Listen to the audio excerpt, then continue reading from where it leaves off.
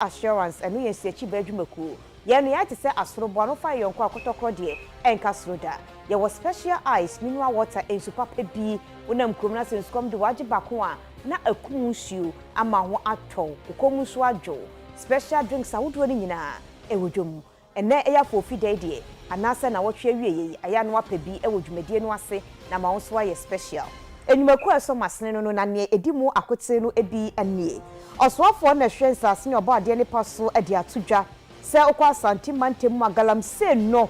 eya asefem sanso na oswafo a wono na hwe form agudie ene enema hodo a etete saaso no de atodwa se wo mo ebehwe na galam se no wo mo atimi atutu sapa ewo oman yi emu UTV afa atu ye ho so ekompotem nkotu ahodo mu ehwe sede a setene sitie ekwan ene suku ene de ba no de adutwam na wo adehwe a wo mo ewo senya breku empotem ho so abo owura Eugene Ahen abaso se ekwan bi ye wo mo empotem ho no watumi abesiesie ama wo ensem no ebi eka ho ene de ba beso mo bidi ade akua ejewa akwade emene ajoa obia oben afa ensem no nchiremu enie Onmanyafo Samuel Abujinapo ene yosoafo hwensase ene obade ne paso na wako Asante Mantemu eno eye Amansia South Mesinim na okoye na odi tudwa kiremu se sadia gadamse no edinyi na ese niema ne yade bi ha adwene pa se galamse no ase nsuo asensase ama niema bebre no asei ne de sobo no ebo na adwumaku a omutufu magudie ewo data no ne yemfa mo mesansom na amakwan ama galamse no koso Minister for Lands and Natural Resources, Onimanyamfo Samuel Abdullah Jinapo, ene mpanyimfo ne afi asojafo ne apolisifo ababe piemu ewo amansie mpatam honom na ne nyina no se sesi okopiemu ewo amansie ene ne mpatam honom a galamse ne kwa na ekoso obo ade bobre wo mo se no nsase ne yensu ewo no eyade a wo mo ese no kra eno ena ahomache de suo mu asojafo ene osoafo ne mpanyimfo kopiemu a wo kopiemu wo Amansie South Municipality hode piemu a galamse ne de baby obefa bia eno na ekoso na eno na osoafo ekiremu se ayreho pa se eniema ajapade anyankopon ade ama Ghana no amanfo nam koti kwan so omo se ne se omo ebetibe enye sika enso nya kwan paso na omo fa so omo enye sika no na eno oka se mpanyimfo a ye omasodie so omo behwe se ye betimi atu sika kokko ewo emra kwan no so odi omo ho ya pa se niema bi entwa ye eniema ekoso no enso so no nya ade aban no apa aba kwan bi omefa so biano womone asrafo ene a police be kambom na omotu womoso esa. Make this visit first of all to encourage the military people and to let them understand that they have the full backing of the president and his government on whose instructions I'm here, and also to pose the complexities of this matter. If you can see the level of devastation, it should baffle all of us as citizens, as policy makers, as stakeholders in this fight, how an operation like this in the heart of the forest, far away areas of our country can go on without notice by the police, the chiefs, the local political leadership, assembly people, the district chief executive, for example, and I should dare say even the Inspectorate Division of the Minerals Commission here. And these are questions that I, as Minister, am going to be seeking answers for. How is it the case that such an operation can be mounted and such level of devastation can happen when there is a district outfit of the Minerals Commission who should have an Inspectorate Division, when there's a police command here? The point we keep making about the fight against illegal mining being a collective one, I think this is a classic evidence of that call, that it will require the concerted effort of all of us. It cannot be the fight for government alone or for ministers alone. It has to be the fight for all of us, citizens and all the actors in the body politic of Ghana. And this is what we have on our hands. But what I can say and the assurance I can give, and yesterday the president himself chaired a meeting on this matter and extensive discussion took place about it, that we will continue relentlessly with integrity to do our best to come to grips with this matter of illegal mining operations in our country. General Officer commanding the Central Command of Ghana Armed Forces, Brigadier General Joseph Afo, onoso ekasai ejina ni nuanom sojafo nyina na mu Ghana aka se womo de omaye krado se ombeboa aban na sa galamse no eto etwa. Military operations we will normally plan before we do the operations. We come on reconnaissance sometimes once, twice, just to confirm locations. And sometimes the Mineral Commission also gives us coordinates and the areas that they think are so bad. We've done it a couple of times, but it has to be sustained. So from the directions from the Honorable Minister, we did this operation on Monday and we are still continuing. But the interviews that we've had with citizens and locals within this catchment area tells us that their livelihoods, particularly their water and their farms, have been devastated. So I believe that the war against the environment will be won. And I know with the assurance from the Honorable Minister, we will actually succeed.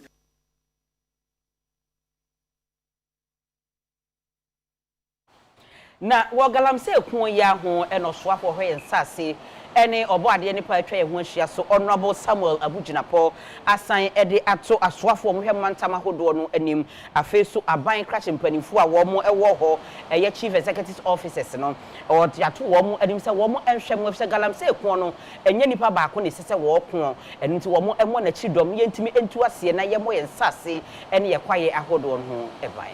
Ensuo ya ade ehu hia papa wo hwe sene agalamse ese ye nsuo ni ade a na ahomete enu na agina so masoafa ohwe nsase ene obo ade bobremu nipa wode adom ye ensem so Honorable Samuel Abdullah Jinapo ede ato asoafo ehwe mantama hoduo dunsia ni nyina so afi MMDC is nyina anim se baabi a wo mo wo bi a wo ye adwuma won hwe se nsuo wo ho de wo bebo ho ban o se aban ne bo ne ho moden se wo beko ede ti agalamse enti ni amante mu asoafo ene mansimu abakrachefo betimi aye ene se baabi a wo bia no ba abonsuo ho ban akwati agalamse na ama aban adwuma no aye mre odi nsembo enyina to dwebra ohia mantemu asoafo ene MMDCs. As you know, President Akufo-Addo is one of the presidents who's become very committed to the fight against illegal small-scale mining. And it's been the case for many, many years. We took a deliberate decision, to declare river bodies and forest reserves as red zones. In other words, those are the enclaves. Mining is not to be permitted whatsoever, particularly in the river bodies of our country. The forest reserves, except where express permission or permits are granted for mining. So is it also that we outlawed prospecting, reconnaissance, and or exploratory activities in forest reserve, except in exceptional circumstances. All of these measures were put in place. The fight against illegal mining can only be won if it is a collective action, if we all collectively put our weight and put our support behind the fight. And I've made this point over and over again. Mining, with the greatest of respect, in all humility and modesty, is never conducted in an office. Mining is conducted in the countryside. It's conducted out there. And if it's conducted out there, the people who are responsible for the various jurisdictions in the country, with the greatest of respect, are the people who should come to grips with this matter. I think it is known to all of us. And so, Honorable Regional Ministers, Honorable Municipal, Metropolitan, District Chief Executives, I believe that we'll get an opportunity to delve a bit more into detail as to how we will chart the way forward. American mino atna se ahwe ehu se Ghana ade ba ko enam so amesika sam ate abafom no eye galamse enu ti omo dia form anam sini ni so ade ato Ghana mpenifu anim si empe kwampo ye befa so ye bekun etia galamse no ni aboa ama ensa se kwaye ni ensu agya na so afen so ahwe ama Ghana sika sam akoye. Had some very interesting conversations with the Minister of Lands and Natural Resources, and it's something that I talked about with the House of Chiefs, and we'll talk with the Asante Hene about. And we had a congressional delegation from our House of Representatives Natural Resources Committee that was here 2 weeks ago, and they were looking into water pollution and the impact on fisheries from illegal mining. And it's something I think that Ghanaians must be aggressive in fighting and enforcing regulations that you do have. And the Galamsey themselves are people who need to make a living. I think the Galamsey are not they are active in doing it, but the powers behind them are the ones really responsible, I think, for the evils. But indeed, they're wreaking real environmental havoc on your rivers, which is having an impact on your cocoa crop. All of these things are going to have really negative consequences for the economy of Ghana if steps aren't taken to prevent the use of excavators, for example, and stop illegal mining. na yɛmfa kaseɛbɔ no kɔpie mu ɛwɔ Asante Mantam mu opani a wɔhwɛ Asante Mantam so henempɔn ɛyɛ His Royal Majesty Otumfoɔ Setutu ya ɔtɔso mienu akasa ya wɔkasa fa bambo ho wɔse wɔdwene ho a wɔnte aseɛ sɛ yɛahye asu yi ɛkɔba ne sɛn ɛna galamsey hima Aisha 1 etimi ɛfa mu bepie ya wɔn a wɔgye ban ɛbɔ ban ɛwɔ ahye so no wɔn antimi ɛhuti we no ɛyɛ asɛm a ɛsɛ sɛ yɛtimi ɛka ho asɛm na yɛtumi apɛ anopoma sibre pa ɛwɔ ɔman yi emu. Come to Galamsey. Ghana was known as the Gold Coast and therefore it was known. But during that time, it wasn't like the Galamsey that we are talking about. Many hours people were doing it hundreds and hundreds of years ago. It was there. But unfortunately, it's gotten to a point where people are now using equipment and all that, and they don't care about the environment or anything. But the question is, who is in control of that security around the area? From the district level to the highest level, we are all talking about Galamsey. The government set up military police to do it. Why have we not been able to stop it? If you create a system where we say we will stop it, to the extent that the president says, I've put my presidency on the line, and yet it is going on, then to me, something is wrong somewhere. So we need to review why this is happening, polluting our waters. And case in point, I came back and hear that a Chinese woman who was supposedly deported is back in this country also doing Galamsey again. Who allowed her to come? Is it that our borders are porous? Or what?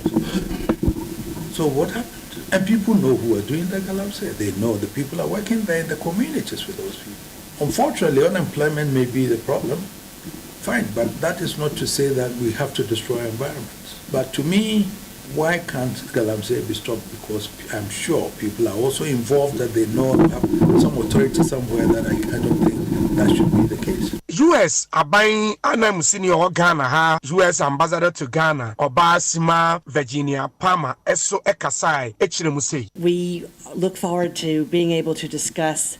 the development in the region and how the United States might cooperate with that, and to get the Asante Henne's insights into the chieftaincy disputes nationwide and how they might be a source of conflict and if there are solutions to that. I'm also very interested, because it's so important to the economy of the region, in the role of Galamsey, and know that it's something that the Asante Henne is interested in working to address.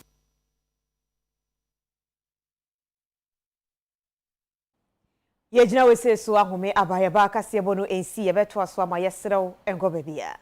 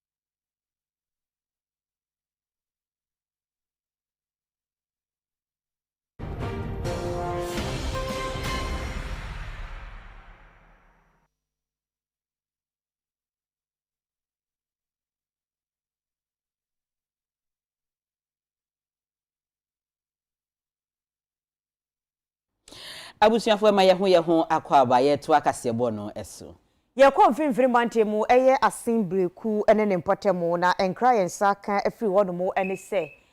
oru abi esusu se wo yesofo akwa kodi nsenseme wo posifo nsem na ensem ni nchiremu ene se wo kum ne yere akwa koye nsensem bebiri ye ko ne akosua chirekumu wa edi hu nkomo achire majoe achire Menia. Aha, boye nchiremu sofo no wa ya sore ben sofo na ye de no kum ne yere. Hello, me paso me ti woni no wa ti. Se dia ya wotemenka. Aha, afidi ya. Aha. Na bibisa se sofo no a ye se wakum ne yere no. Wa ya asore ben sofo e na afesu ne yere no eye den e na wakum no. Yo.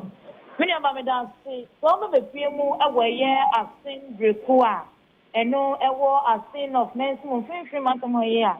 Ene efomuni na ato abesunum. Esansa asomwa esi won na eye arehosam ene abotosam ni nane se. Osofo efene se ya owusu awanya mfisia no aduonum enum. Oda asodi efene se Truth Redemption Church ano ewoye asin beku. Na obi bebechemu yi a ono ankasa ne yekofa bai edema asori no sanso ye pani a oda asori no ano.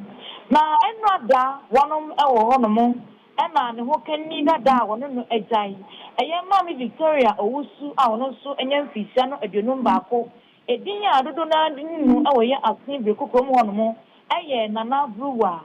okachre Nana Brewer se omesi enkija ne fom na won konkoto ni popo se ne beya obetumi enya bi kakra ede ahwe ne sanse oye ne kanchima dada na erei etisa asemi wan bupo ne tikra ene ne eja odi na chi ene no ekọ efom honomo wonom ekoti koko no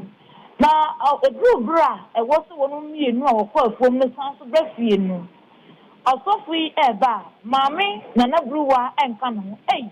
anaduma na sende ni ene ne abusia Nana Brewer efrimu ebusa osofo ya owusu se woni ye de sie ene kọ efom na owohe otime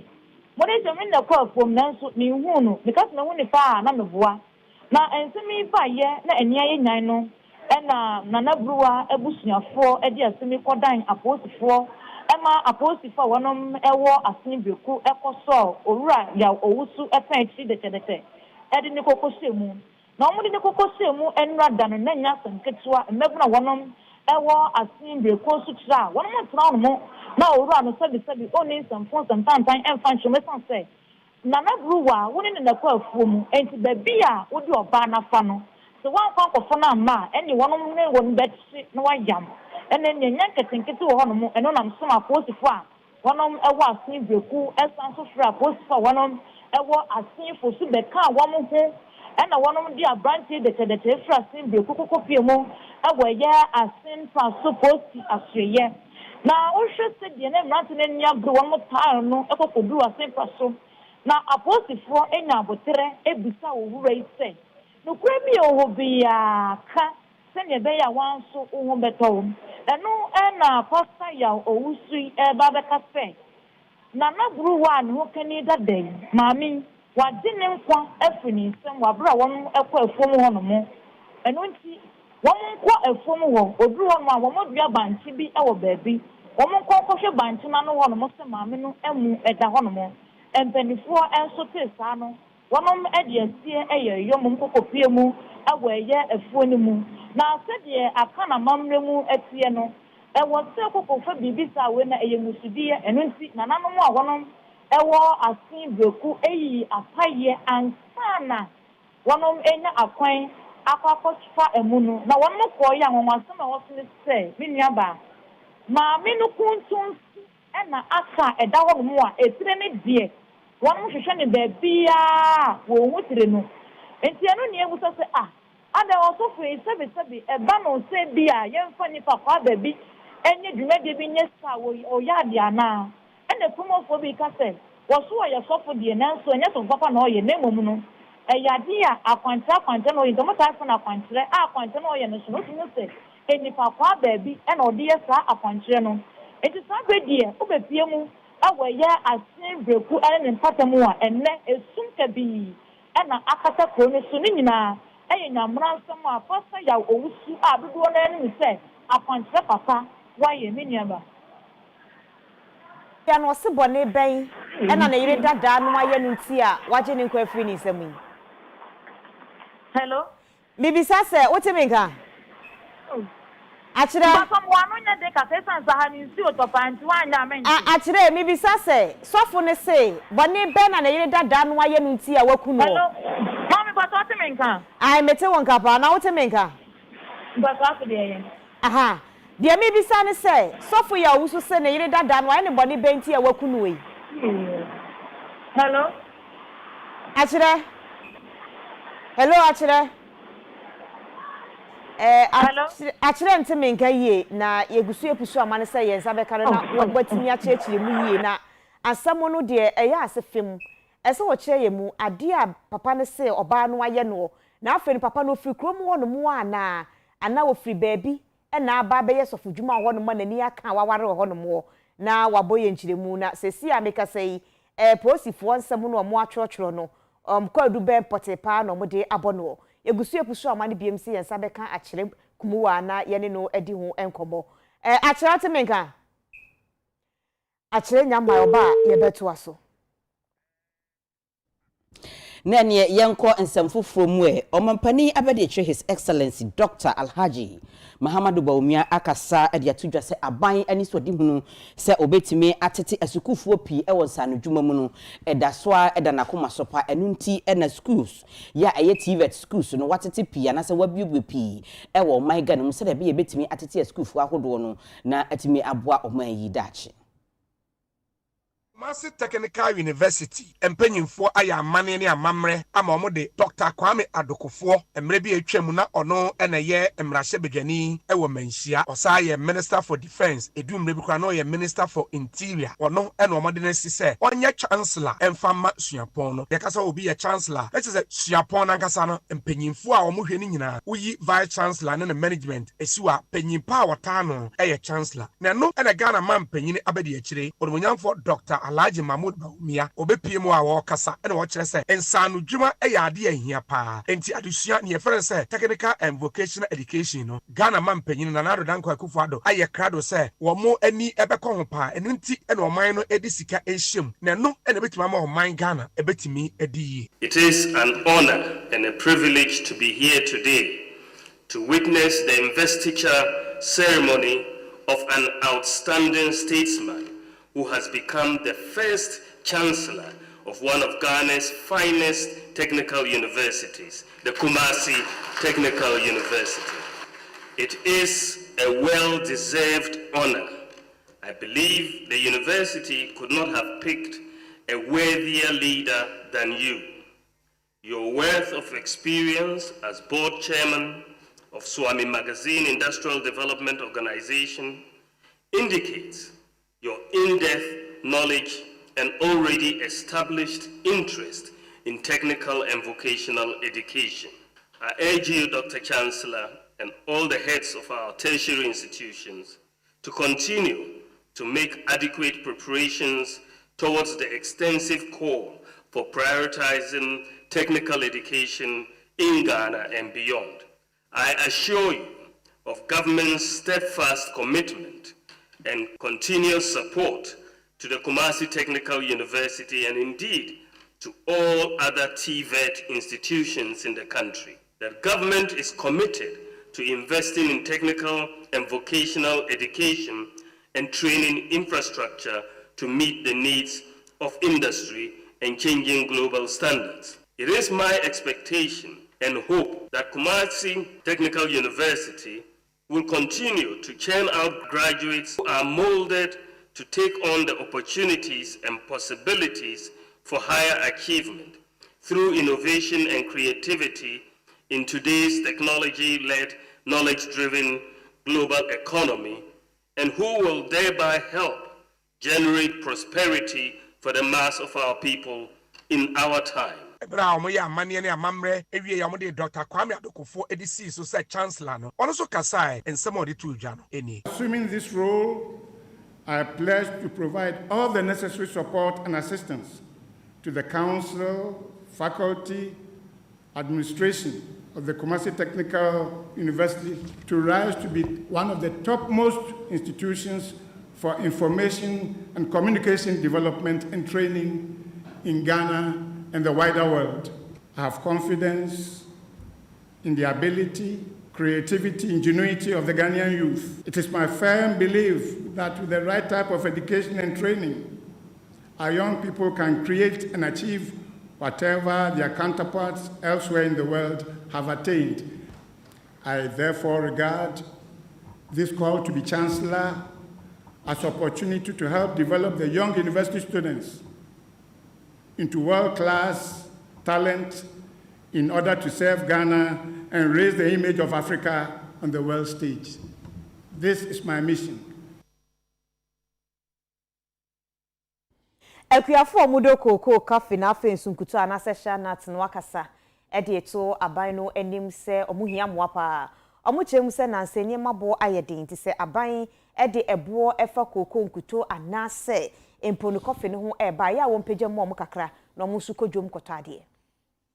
enche bebre na afi koko season no aban eba betum na ansa na aban bebie season foforo ano no koko bo aban behwe ho ensem kaye wenti ene kwafo odo koko wona wodo coffee ena afi wona wodo nkuto wonka bomuku eye koko coffee and share not farmers association wa friends entwerefo enhyemu na se no eno de to aban anim se aban kase na nitua se ni bibia bo akosoro ewo magana mu fertilizer bo akosoro edura kwafo de gu mfo so ne bo akosoro akade kwafo de wo mfo nyina na yade ane bo akosoro endi se aban be bie season foforo na no a owe hu ne se nyina no be kwa adwindwimu na hu kohia so pagya koko bo mu a wode aka homa koko bo ne bo atumi akosoro o se gina so edit aban koko board na abambofo anim so onhwe hu ne se koko ena fe fertilizer nkofo bi atwifo esuma se kopie mu nkofo amaso no obebra no ase. Some have expressed concerns about the need for an upward adjustment of the farm gate price and warned of repercussions for failing to increase the price. Tension have also been heightened following pronouncements by some individuals and groups claiming to speak on behalf of all cocoa farmers. We very much appreciate the concerns of all cocoa farmers and members of the public advocating for the improvement in the welfare of cocoa farmers. Galamsey operators are presently destroying our farms, our cocoa farms, and threatening our livelihoods. In an attempt to suggest that we are rather encouraging this illegality that has the potential to completely destroy our farming business cannot be countenanced. The cost of rehabilitating diseased and unproductive cocoa farms, among others, comes as a huge cost to the industry. But we believe that in determining the price of cocoa for this year, the PPRC will be mindful of the inflationary rates in the country, the cost of inputs and services, as well as exchange rates. We also entreat government and cocoa board, and the security agencies to deal with the reported smuggling of cocoa fertilizers to our neighboring countries. Na no akire no ye ne ekori mba bi nso atwetwe nkomo o hawa Galamsey dwumadie e de aba won so. Galamsey na enye ade papa ese yegege ne so wo man mu. If you say enne okoko ye 2 acres na wode ama Galamsey farm mo 2 na wanya sika be se me fan se be 35,000 ana 20,000 40,000 adwuma bia obeso mu se wode be ye saska na be ye no ade enche na sika na ayeden asa wajja pade so at least afi bia no aka obenya kakra wo ho no so no na wase no afi de wakodu ensuo ne finfin wosan wachi enyeyi wokọ wani mu enyeyi na waka ho nti ebese no akokwaku afọ no se obia emfa na ire enhye na fuonim ma ye ma kwan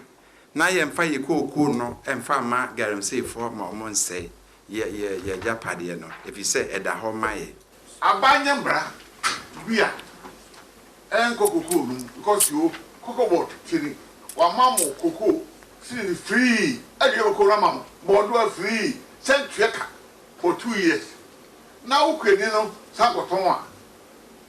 cocoa board aboka kan hanso ban so pray bibia enti no kredi nyakopodim akuafo ni nyina nya aban ne mugidie no hu se sebi ompra bia sanu se de be ya cocoa no tono no ɛbɛyɛ dead na Ghana po nyina so fa ya yire nso pensim. Na President Fofo Ayeyi no ewo Nsiachi Banka Bomuku Association of Insurance and Reinsurance of Developing Countries Dr. Aaron Isa Anafuri akasa de atudwa se sesi Nsiachi ba adwumakuo ahodo a ewo Ghana ha sei no wo mu atwa wo mani ahwe adwadie ya ewo kuayomu wo mu ne sase de be ya sikakrabia ahodo wo mu my Ghana mu benya gidie wo mu na wo mu atimi ama wo mu besia ma wo mu de kuayo no ewo oman yi emu. Openye foforo ya pound se president a obabeda iko edin eda so any Association of Insurers and Reinsurers of Developing Countries ano any Dr. Aaron Isa Anafure openye no e de atudwa se afei na kamia kwese insurance companies o my Ghana mu wona wodi kwaye ho dwumadie e na afekwafo mfododo na no e na dwumadie ahodo afekwaye ho no afei e na odi aka won hyehye ho okirimu a e yade beboa pa ama wona wodi kwaye ho dwumadie e na afekwafo ko bank so akwakopa bosia e yade bank benya wo mu arehemu no wa mo bosia ni bi e ko ba se kwaye be fa no ntoma pa de afira e ma nnuane ho nsem so etime fa no ntoma pa e de afira e wo my Ghana emu. The person this time round we will move on into the agri sector. Wow, agri sector to help them. That is another area, seriously, because we have insurance for agri sector, but banks no up to date. They still cannot believe that you have insurance for the bank for the agri sector. So that I'll make me a boamuska. Okay, so that's the area that is biting. So we'll be looking at that area very well, because because weather no in favor agri. So because of that, no, a bit difficult for them to come into play. But statistics say bibia on the agri sector no ebeboa farmers no ebeboa insurance for no so. Him say agriculture no it's the backbone of Ghana, or maybe Africa. So yes, support more. Then we will have food sufficiency. Okay, imported food. Okay, we can feed ourselves. We can do a lot on our own. Say yes, support agri. Wow. So say more comfort, say more electronic way of doing insurance. Now you sit at your comfort zone now over to manage anything you want. It will help Ghana to move forward. You are aware of cocoa, say your cocoa, your even coffee and all those things in large quantities. Now you better me explore. So we want to explore in those areas for the betterment of Ghanaians, so that we will reduce our importation. And what you know, opinion is added to Abanim. Say a buying who said Japadia be a bind diano, obey insure say Japadia or Chinabino, or being Casabi, Bibico Cusia, and Concobasa buying, and also in Futu Musica and some of the CC Japadia Chrono. Government can also make room for a budget for insurance. One him say when the foreign affairs this thing happened, the government had to pay for it, whereas it could have been paid by insurance companies with ease. So the ministries you also insure their buildings, put it in the national budget, and pay money to the insurance companies. And so that when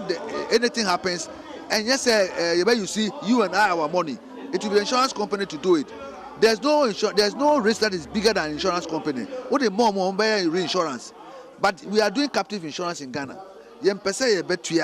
Insurance for government vehicles. Insurance for government buildings and all those things. But that is why we are going back. In everywhere in the world,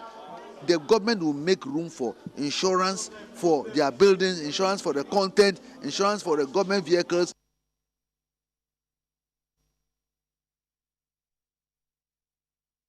SIM card re-registration no ayeye no ene twa to so wantimi ankwankwa register dia na kyerese enema bi obetimi de SIM card no aye no wantimi enye biem enam so ama ene twa to Ghana fo bi ekobodo mpim ewo networks inimeku ahodo no akachia na enya asem ketwa enam so ma UTV ani omu edi nkomo bisa won se adenti na beto samre ya omu register omu kyerese nya boapayo endimpenifo enye bibi ema wo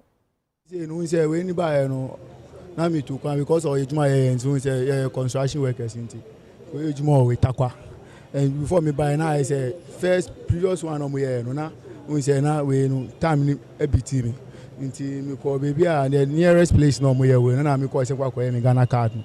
but me call here no we omo ma me application form and me follow the necessary procedure after that no mo share me say 2 weeks time me call on 2 weeks no ma postpone for another 2 weeks into almost 3 months. Now me say I can't. me yes, that was 2 weeks ago when I call here away MTN there no. But Vodafone there now, we say because of Juma no time we have time. Obi Juma we say there was time I had call break ni we nti. Me nya me free time kakra. I say see aboka ma bisa permission am here me ba say nti na. But when me say you know the way the main reason why I say up to now me here I feel na me then say we say we no make I say Ghana card for no me delay me. Student you know na me nya time I free time. I feel I'm free time. I'm seeing student and they be a miko school minya time. And I almost on between and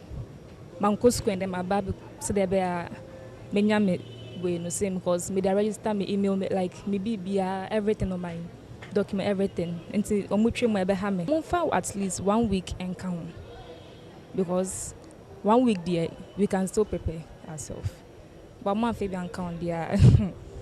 and they some extended because so be register for what apply for Ghana card now. NASA today in San Kaya, and any fault. I've been here. See, an almost system no down. So if by 6 p.m.那 system now and you okay, I am my fault. I am my fault. So why ginger about by 4 say some more deadline. She has to one more extend my. Use them and I'm registering now. And when I'm registering, me use them maybe registration. Me baba register, me register dada. And last week, my sent me message say me register into my samba. Me will have 8 almost 12. Still a network and then kwana eti ha. Nti e pa cho mumfa time ni kakra nka ho mai. Yo, abusuafo ebegyina sim card registration yi so na yakoje aboafo nkrato aba ye ba ye beto akase bonus.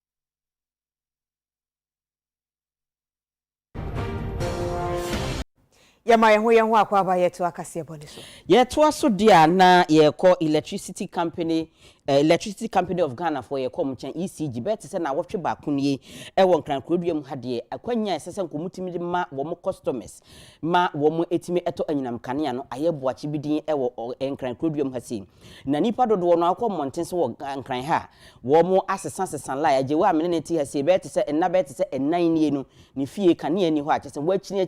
kanea no wonya bi ento UTV yete ho egu monten ekobisa wo mo sesese dien na wo mo ebeye afa ho ma mo de nsem sei atudwa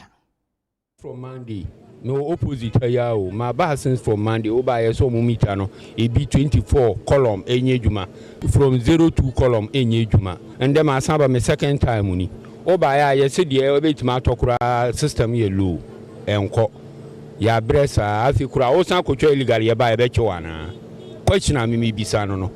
obi am pay illegal o mimi gina ho 56 years menya akola how say me to credit base meter be 1002 na credit meton be 50 Ghana minti for 1 week minti minya but oba you no get it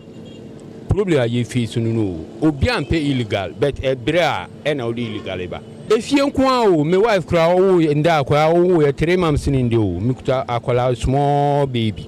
me wife ikuta no sisia o de sumu a light ni akwa no ho titi obesu sa from Monday to 2 lines say old meter no your line wo separate and your new one so they separate new one no mu yi nipa 4 ebeko nti omu wi a na next 4 akọ ba old one no mu yi ni 77 nipa 7 beko omu wi a na another 7 so akọ ba inside on mu de o na choki tini omu ye ni 770 7 ko no pia na 7 akọ new one so 4 kwa na 4 ni pia na next 4 so ko ye nti security no be ka kire say o se receipt ni order network ni o say new one dia obeba ye ntu ba anu so na be check the same thing nti anu no wa say like wa ma weni anye den wa ha na unyanto ba ukọ a odu anu kwan da ho no ma ombenya ama o menza any 3 days ye ba bia mo se network nye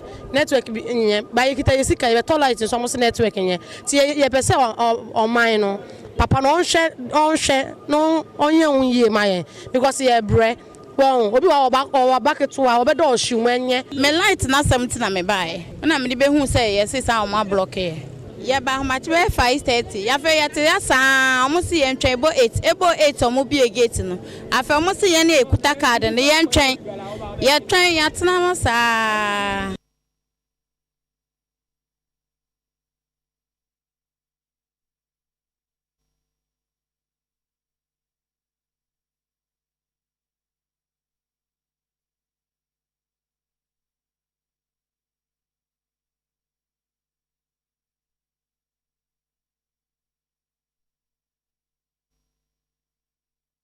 UTV ya fatu ye ho so se ye kompotem ne meme ye ahodo akwa akohwe sede asetena no esitie se ye kwan eye nsuo eye school anase empo eye apomuden entie na ye konkran efa baabi ene adehye ne kodi nkomo na nkomo no na ejina kwan ahodo no so mo kyese kwan no nye enti abameye mawo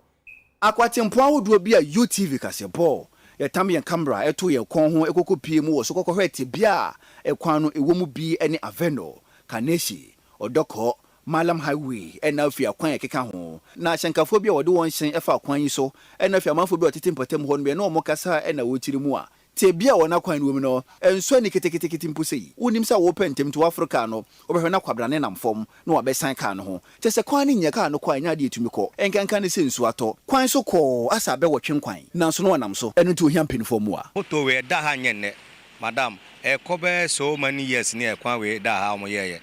but ya kan ho asemo aka o hwe ase a big companies na wa ha cars efa ha say last me nam ha me kita moto police for be barrier wa ha operation ano papa obitimachi uma me bam no ni mane to form e moto no rimu nyina papa e ka be boy achi ankosi ba bia ama boy say wa around ye organize yes say abo na anwea e be guya so hwe wachi kra unsa anwea bitim gotanim ye na de ade ne beto ho ya kan ho asemo sa anti esremo a mommoa ye yenim se UTV for there obetimi aboaye na ye free Aveno ene ye di ani akiremu ewo Kaneshi pampromu ehon soso na nya asem foforo na wo hwese de kwan we no kwan we ase ya che efiti aban bia ma be de ma me se kwan mai ensuo nya to e po ba ku mi no be pe e kwan so nyina tutu we amenafu ada ho e dey sra boy say narado odi road minister yesra mo amama ye kwan edu adwumle kwa traffic kwa yes de keto odi mo amohwe anopa yi the traffic achisa 51st light eba be si run about no so yesra boy say mo modia road minister ne kasa mo hwe kwan so ma esa dia driver for no kwa na hu na ma driver for no want to onyer de kan simbe perpon na the shots na spring na bu na ye Africa nation no ye de ani kire mu e wo da command ehon soso na manfo no wona kosem sei eno ne ye cheye na denti e de enua no gu anom no do na driver for bre wa apa driver for titru nti na me ye we nu se edu na adwo a omuduru ase a obo amna no na ne tire pai on timi nya ba bia nya organizer nkoye ne tire nti na ye bo mo ha sei no na nkwakura mu no UTV kase bo ye de ani kire mu odoko e na fi malam ashankafo bi wode wona achen efa kwan no so no wo bre pa won so woni ye che wona kosem sei Portos na hard dream because when outer lane no sanka Portos ni no man can no be easy traffic kakra but because of Portos ni down nti obi a try say obi isu anom abi avoid Portos na wo no nti very simple for bitima hwe on ba be yama nka nye bad anopa ekwan we nka enye kwan a wo so che wo so but anopa wo be sorry no na traffic started from traffic light before Sakaman ubedi so ha na more than 1 hour na won twa mu ekwan ni nyina say from her to first light no to Pamprum ni nyina say you can't tell what is wrong as a penny bi ani fi o track ma obebre o ye bre ekwan we de na nzi enka no kre ese eka o to ese no spring buzesi a o ko shop so adwuma ye so yenye sika o ko shop so a sika do ko so sika nyina de ko to fuwe ntema kwan ehia esra ban se o mo hwe ha mai o mo sisi ha mai fitia ko si first light to doko traffic light na se ho nyina tutu o ba o to boss traffic e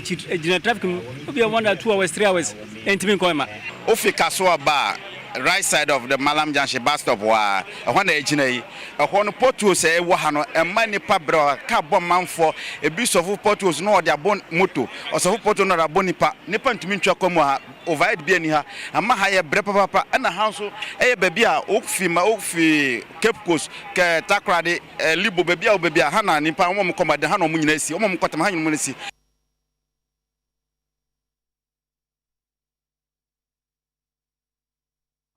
se atiefo beka ye nche eno mampani na adodankwa kufu ado ekonstrahwe ewo mfimfini mantam na director of communications ya wo abankasiem owura Eugene Ahen ofri eye awutu senya west abato mpesua so kobo na baso wo hopa se opani no wo bone homoden ewo ne dwumadi a wodi ewo abankasiem na opani no opepa se ebreso a obekwa akofa krata se yentono so aba se MP na se na hye bedwam ni ema awutu senya west abato mpesua so na no na bre no enson ye kora no abrantie yi ahyase eye mpuntudwuma e ho nti ekwan ye 10 km road ai free akweti ekosenya no enya na ntie se wako akosiesi enche bebre ye na Ghana mampanyina na ado dankwa akufu ado ekobo apro ewo mfimfim mantamu na probomu ano eno kokopie mu ewa utusenya west abato mpesua so woni ade che ho no motwetwe nkomo no eno de to nanim se wankas no de hye konkron upanyina kokopie mu ewo mampanyina tena kesie mu a oho nkita hodie hu nsem so urumanyamfo Eugene Ahen a wo yen hye se endi chebi obaba begina ama ade che wa utusenya west wato no so aba amu watumi akwakosi wona namu ewo marase bedwam na eno mampanyini adi tuja se semre ne so a ade hye no hwe no wonto aba efama ne sanse opanyini no obo no homodin pa ewo ne dwumadi ahodo nyina emu onye mra sebedwa nimpo ne dibire kura no ode kopre so obenya mpuntu e de ma ade hye wa wutu senya west abato mpiso aso na eno mampanyini chire mu a se ne edin ekuto onu manyamfo Eugene Ahen no ne neje ho pa nti so ogina so opemra sebedwa dibire a amanfo no hwe na wonto aba emfa emma no ne modin bo eni na ne edinti ene wakopre ama senya bireku kwan no contractor wo so a odi sujuma no barely 2 weeks in with me a bombarding or the package road no dey man contract in there na edanasi most especially contractor na dey man one of the efficient contractors yachiro mo Ghana the no certainty no so to me am assurance say 2 years kura na dey man no person be for 2 years we na there for me minimum for you never chiwo sense my contract 2 years now to me being less than 2 years in there na just energies and aban nti aseda na edebe mo mapini ani say yada yenua Eugene so ase say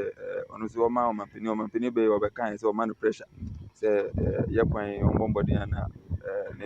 ne nko homai nanu akire no adehye bi a won dada dwumadi e de won fa senya breku kwan no so no wo kire won ani so ene woni ginsem sei eche UTV kasebo am Roberts wo hawye anadwibi na mankasa po me de yabofo ekokolebu ma am Roberts wo yema yesanso yesan ye ko village ansana aderechi ansa inti say aban ne we hu de opere obeye kwan ya ye de na sepa oyema yen o send obe reduce to time na ye di do main road no first say the 10 minutes say ye di 30 minutes because of the bad nature of the road inti say aban ne so ya ye de na sinyame shan because obi yare say BJS ko da fa kwan wo so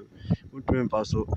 ye ka asenyina mi si menyende so say me nuye sa ben so nwe mo na o fan ko we na kwa no so munye ni ye ma ye thickness no munye du munye apartment ko ta we yes kititi om de gusu na kwa na de seconds na say 10% so wait no kitare ntino na say kwa no they are jumping from one place to another but in almost 30 years no nke baby almost 30 no de no ina ba ya nke no nke ni beje ho but jumping from one place to another and ekwan no mo ye ne hu say there's no gutter around it ahye no hu say adewe ebeko na say de mo ye no ye hu say de mo ye no sa no mbe ye no because you who there's any gata around it. Ewie na ha enene anwumre akanka sebo de besomunu esi na aseda enkomwa multimedia Institute of Ghana Fashion Department omo ene pa matade ede mamie sese ye kira de sede e besi apomade kama na koyinti ya kusua bi wanyansa no dwuma sede nsa no dwuma ye muni kwasea 0244662112 na wa friend omo akasa ena odente eye mitima me 0242307766 na denta ama ho ayefe medredi ayaye biwai matade Lane Style Clothing 0244 257912 257912 ono ena pa matade sheme ene fiedei akuya ajewa kwade emene adwoa obi ya obey yadamu ase ama mmo enehwa adeshi crew no mayade mabo adwuma na